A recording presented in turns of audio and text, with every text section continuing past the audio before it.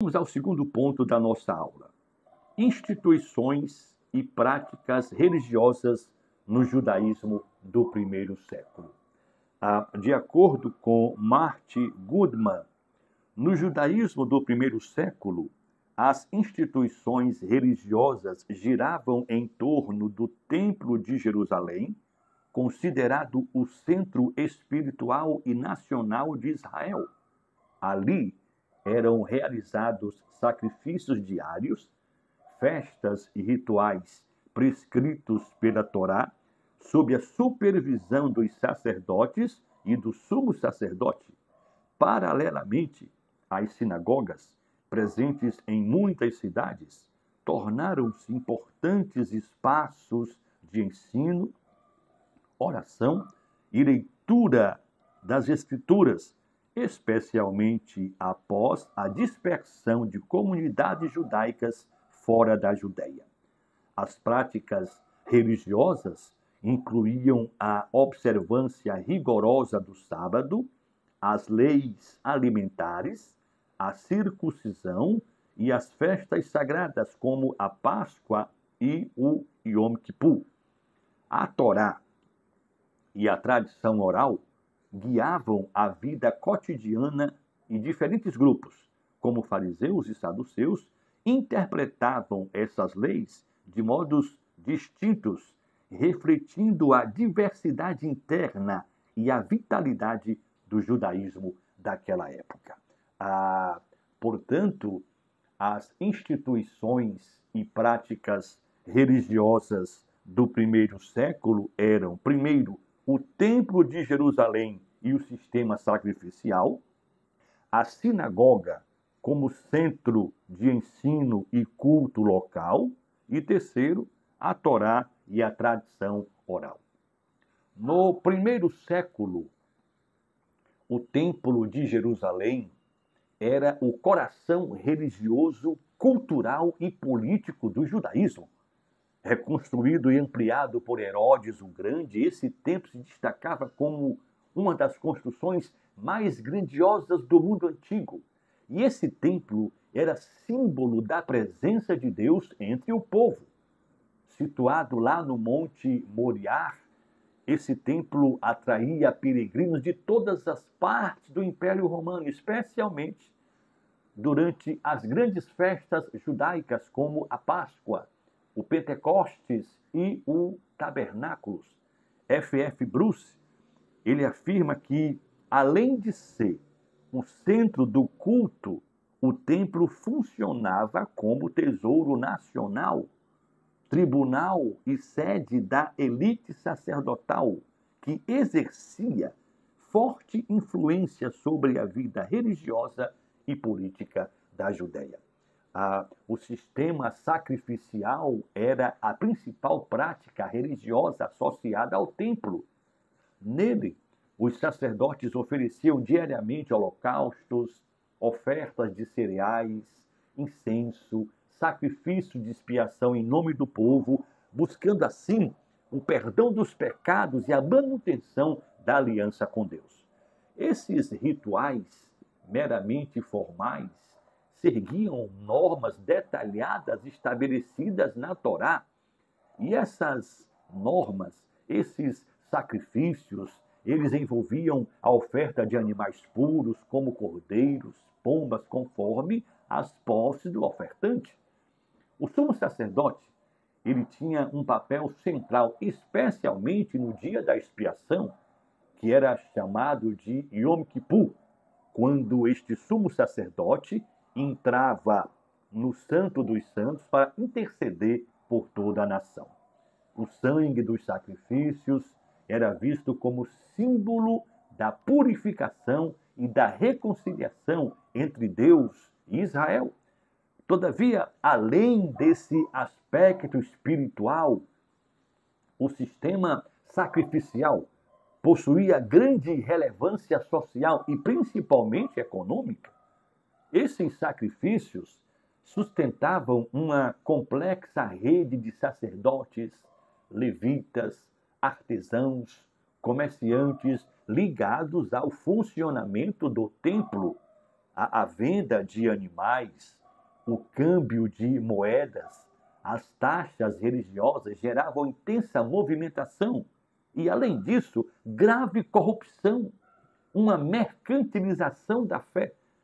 Os comerciantes vendiam bois, ovelhas, pombas, os cambistas trocavam moedas estrangeiras pelas aceitas no templo. Segundo Mário Tenney, na época de Jesus, os cambistas atuavam no pátio do templo de Jerusalém. Estavam lá para trocar moedas estrangeiras pelas que eram aceitas nas ofertas religiosas. Geralmente, o shekel de Tiro, considerado puro em prata, era a moeda mais apropriada para o tributo do templo.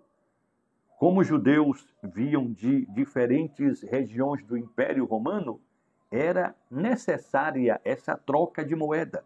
No entanto, os cambistas se aproveitavam dessa obrigação para cobrar taxas injustas, lucros excessivos, explorando os peregrinos que vinham de longe para adorar a Deus.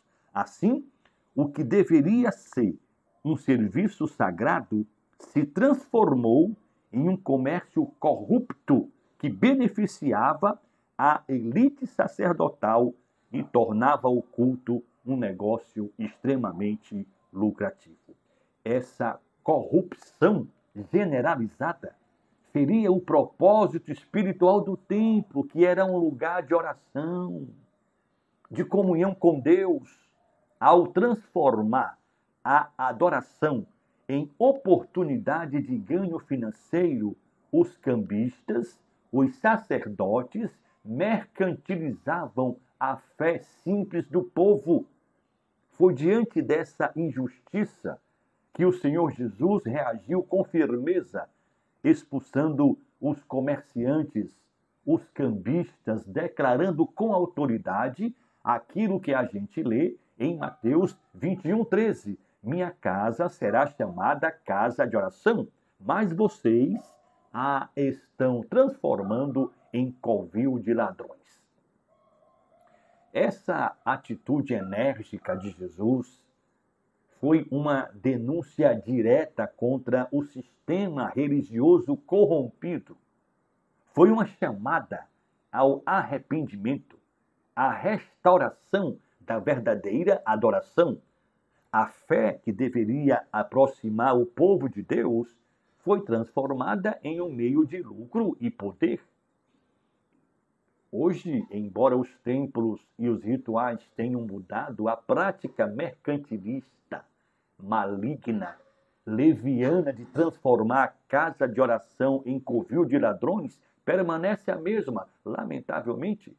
Os tempos mudam, mas o comportamento, a lógica permanecem. Lamentavelmente, existem líderes, instituições religiosas que transformam a espiritualidade em negócio, explorando a fé das pessoas vulneráveis em nome de bênçãos, curas mentirosas, prosperidades frágeis, a comercialização de produtos ungidos, campanhas financeiras, promessas de recompensas materiais revelam que, em muitos contextos, a religião ainda pode ser usada como um instrumento de manipulação econômica, manipulação emocional, desviando-se da sua verdadeira missão. Oh, meus irmãos, o paralelo é claro. Tanto no passado quanto no presente, o desafio é manter a pureza e a autenticidade da fé. Jesus reagiu com indignação diante da corrupção do templo, mostrando que o culto verdadeiro não pode ser contaminado pela ganância. Hoje, o mesmo chamado se aplica, permanece.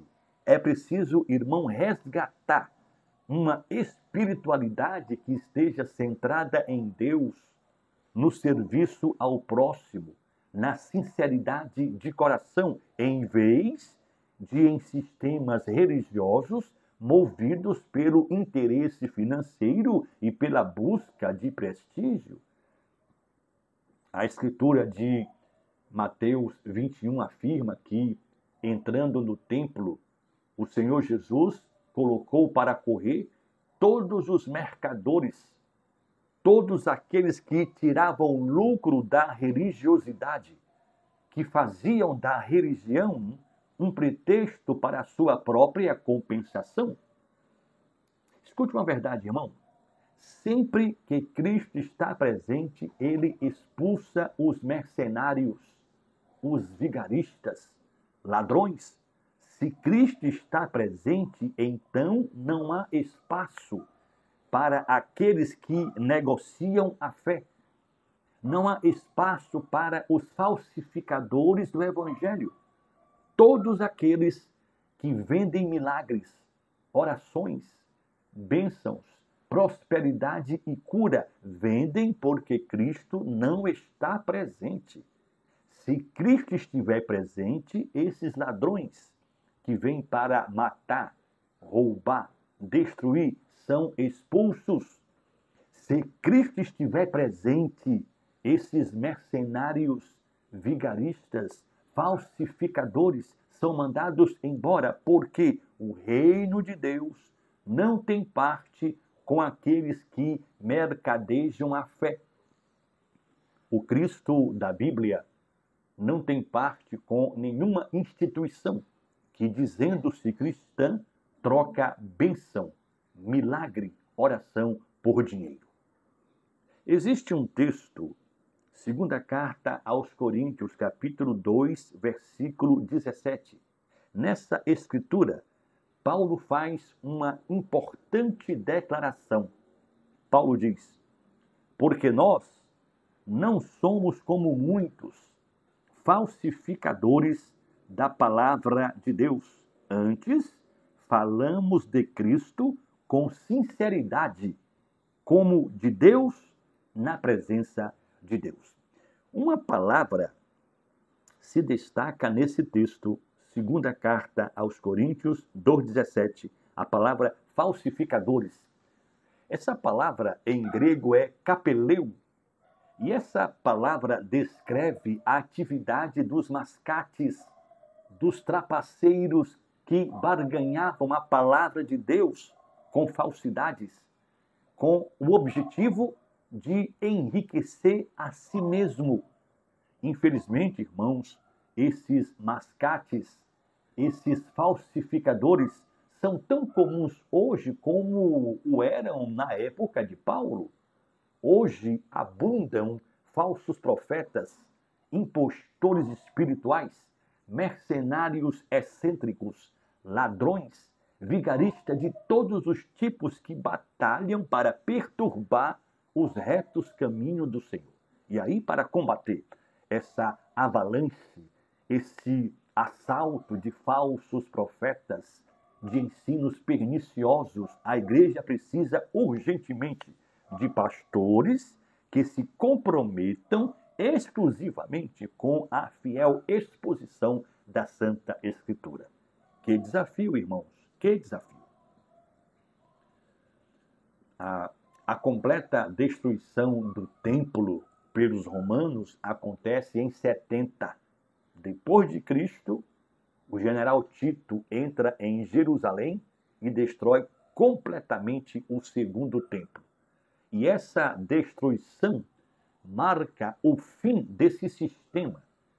E aí leva o judaísmo a se reorganizar em torno da Torá, da oração, da sinagoga, definindo profundamente a sua identidade religiosa e comunitária.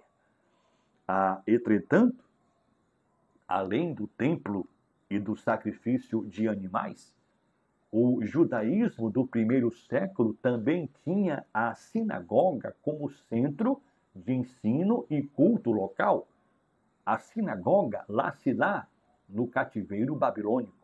É lá no cativeiro que tem início a sinagoga. A Grebe Lester, ele diz que no judaísmo do primeiro século, a sinagoga ocupava um papel central na vida religiosa e comunitária, especialmente fora de Jerusalém e nas regiões da diáspora judaica. Embora o Templo de Jerusalém fosse o centro do culto sacrificial, as sinagogas surgiram como espaços locais de reuniões, oração e instrução da Torá. Na verdade, essas sinagogas, elas funcionavam como instituições religiosas, educacionais e também sociais, servindo como ponto de encontro para a leitura das Escrituras, a discussão das leis, a preservação da identidade judaica ao meio a domínios estrangeiros. Então, a sinagoga nasce para preservar a identidade do povo. A sua presença crescente refletia a necessidade de um culto acessível, participativo, que não dependesse exclusivamente do templo. As práticas religiosas realizadas na sinagoga eram centradas na oração, na leitura pública da Torá, dos profetas, na exposição das Escrituras por mestres e rabinos. Nessas reuniões, qualquer homem adulto, ele podia ser chamado para ler, para fazer um comentário de um texto, promovendo um senso de comunidade e de responsabilidade espiritual compartilhada. O sábado era o principal dia dessa reunião. E esse sábado, no qual tinha essas reuniões, elas eram marcadas por cânticos, por bênçãos, estudo coletivo, oração. Ao contrário daquilo que acontecia no templo, onde o sacrifício era a principal forma de culto, o sacerdote ia lá, fazia o sacrifício e o povo de cá ficava assistindo. Na sinagoga, não.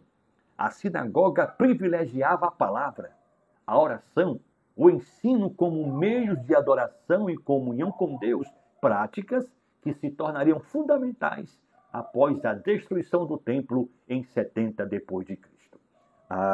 David Hallen vai afirmar que, além de sua função religiosa, a sinagoga também desempenhava um importante papel social e educativo. Nela se ensinava a ler, a interpretar a Torá. Na sinagoga se formavam novos líderes na fé e na tradição judaica. A sinagoga servia como tribunal local, centro de decisões comunitárias e lugar de hospitalidade para viajantes e necessitados. Então, a sinagoga, ela se consolidou como o principal núcleo da vida religiosa no judaísmo cotidiano do primeiro século, garantindo assim a continuidade da fé, das tradições, mesmo em tempos de dispersão e adversidade severa. Fechando esse nosso segundo ponto, nós vamos falar sobre a Torá e também da tradição oral como instituição e prática religiosa desse judaísmo que era praticado no primeiro século. Nesse judaísmo do primeiro século, irmão, a Torá, os 5 primeiros livros da lei, Gênesis, Êxodo, Levítico, Números, Deuteronômio, a Torá, ela era considerada a revelação divina fundamental. A Torá, ela era o coração da vida religiosa, da vida moral de Israel. Essa Torá, ela orientava não apenas o culto, os rituais, mas também as normas de pureza, de alimentação, justiça, convivência social. Então, a leitura e o estudo da Torá eram vistos como atos sagrados, expressões de fidelidade à aliança entre Deus e o povo judeu. De acordo com William Coleman, nas sinagogas e nas escolas, escribas e mestres rabinos dedicavam-se a interpretar a Torá, buscando aplicá-la às diversas situações da vida cotidiana, no esforço de manter viva a vontade divina em um mundo em constante mudança. Ao lado da Torá escrita, desenvolveu-se também a tradição oral. E essa tradição oral, o que era? Um corpo crescente de interpretações, comentários e aplicações práticas da lei. As pessoas, os rabinos, liam a Torá e aí faziam uma explicação daquilo que era lido. E essa explicação dada pelo rabino, pelo escriba, essa explicação era chamada de Torá oral. Havia a Torá escrita, os 5 primeiros livros, e quando o escriba lia e explicava, essa explicação era chamada de Torá escrita. Essa tradição, ela era transmitida de mestre a discípulo e tinha como finalidade esclarecer os mandamentos, as leis do Senhor e aplicar esses mandamentos a novas realidades. Os fariseus, em particular, valorizavam essa dimensão oral da Torá e eles consideravam essa tradição oral tão importante quanto a escrita. Os fariseus consideravam sagradas, canônicas, tanto a Torá escrita quanto a Torá oral. Segundo Sanders, a tradição oral organizava-se em torno de debates, decisões rabínicas sobre questões de pureza, rituais, justiça e ética, formando uma base de saber religioso que sustentava o cotidiano do povo judeu em meio às tensões políticas e culturais do domínio romano. Embora a Mishnah e o Talmud ainda não estivessem totalmente formadas no primeiro século, suas raízes já estavam em desenvolvimento nas escolas rabínicas desse período.